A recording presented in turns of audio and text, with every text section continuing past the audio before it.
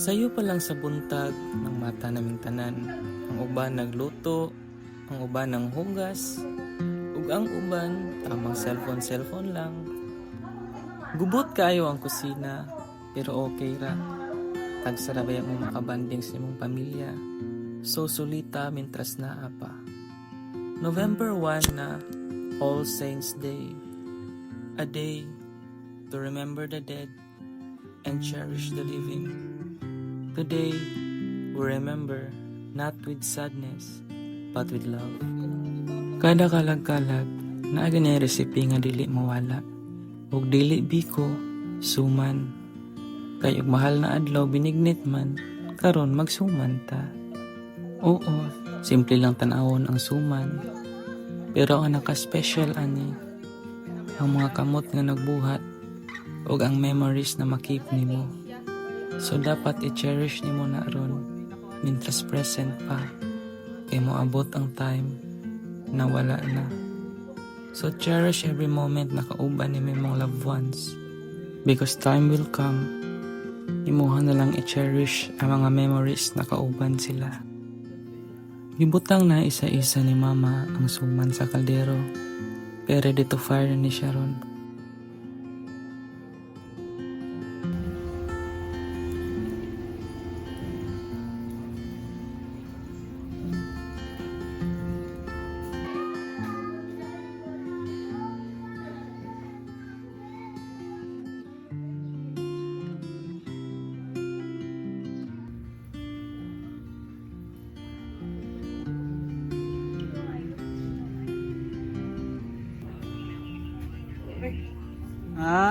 Smile Manday.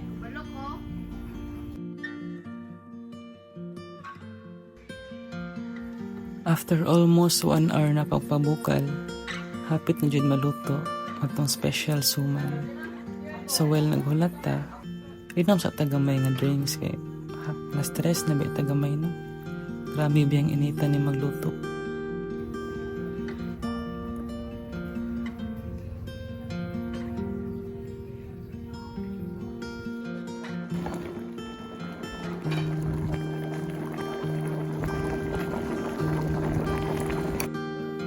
Karong All Saints Day, na-realize na ako na dili lang ini about sa mga pag-remember sa mga nawala na, kundi sa pagpasalamat sa mga naapa.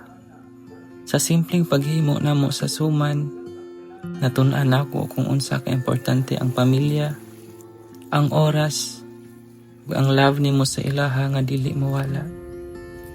That's all for my vlog, guys. Thank you for watching. And happy All Saints Day. Bye-bye!